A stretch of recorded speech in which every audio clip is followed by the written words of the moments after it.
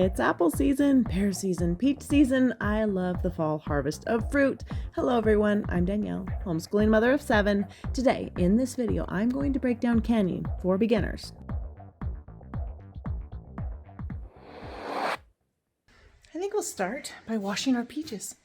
Canning in general seemed so daunting to me a few years ago and so very time consuming, but although it's more on the time intensive side, it isn't scary. And it's very doable in an ordinary kitchen. I do small batches at a time so I can fit it into an already very full week. The big absolute to remember in our canning journey is hot ingredients go in hot jars and into a hot water bath. In this video, I actually had a jar break, and I do believe I must have let it cool down too much before putting the hot juice in. And man, the bottom just popped right off. That's a first. I started by running all my jars through the dishwasher so they were nice and clean and dry when I popped them in the oven at 250 degrees for around 10 to 15 minutes. This is the easiest way for me to heat up my jars. If whatever you are canning requires a process time longer than 10 minutes, you don't need to sterilize your jars and your lids. As long as they are submerged in that water bath at boiling for over 10 minutes, you are good to go. Oh, thank goodness. One less step. Don't need to sterilize separately.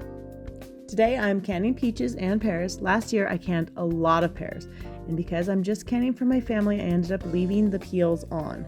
All the kids love them all year long, so peeling pears is one step I can avoid. You know how I like avoiding the unnecessary steps. Now, peaches seem like a different story. They don't quite have that versatile peel that pears do, so I am taking the peels off of these. These peaches are at the perfect ripeness, and they are small, so the skin is easily peeling off.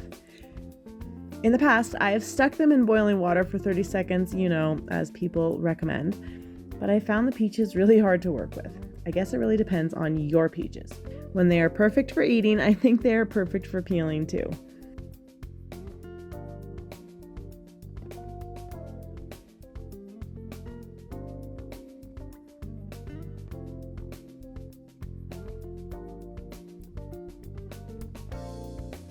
So today I'm juicing apples since I have a quantity, and this will be the liquid in my canned peaches and pears. This is also labor intensive, but if I cut a huge bowl of these small apples in quarters, I can usually find a helper who is very interested in operating the juicer. If I wasn't using apple juice, I would just boil some water and add a few tablespoons of honey per jar, and just make a really lightly sweet liquid for the pears and peaches.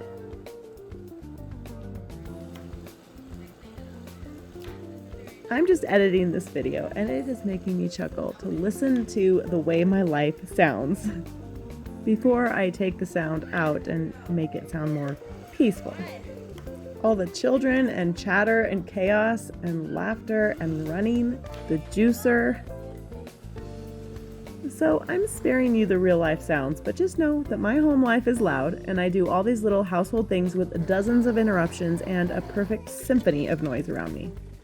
I always say that real life is messy. If I'm watching a mom channel that doesn't have at least a little of the unaesthetic, I can't handle the perfection. We're just people. And I'm just a mom who likes to make little changes towards the life she wants for her family. Little doable things. And canning this year is just that one little doable thing. Once again, in my editing, I'm seeing myself handle those jars, and it is very apparent that they are not hot enough anymore. With my second batch, which I did not film, I was much more careful to take the jars directly out of the oven and pack them before they cooled too much.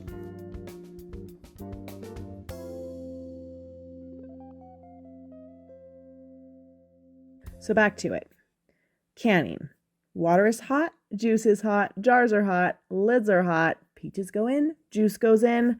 Don't forget to wipe the rim and the lids go on. Screw on till tight, but not too tight. I left about 1/4 inch to 1/2 inch of headspace there at the top. That's the space between the top of your liquid and the top of your lid.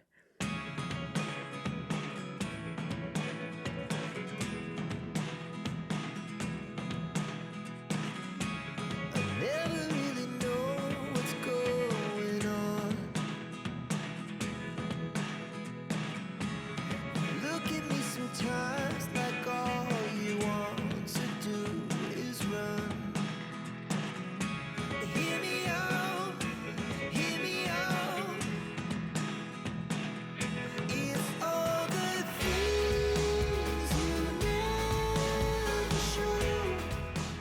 I don't have all the tools, the fancy stuff, like a funnel, but I'm glad for these canning tongs.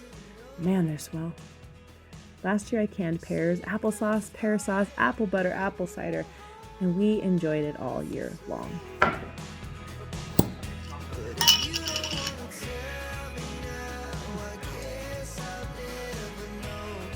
So I've never had that happen before, but that's kind of disturbing.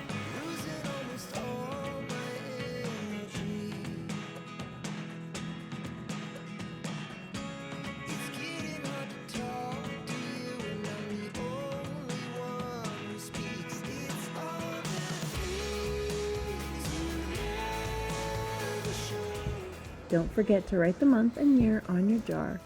And cheers to the future. Thanks for joining me today. If you are canning anything, I want to know it in the comment section. And remember, no one can mom your kids like you.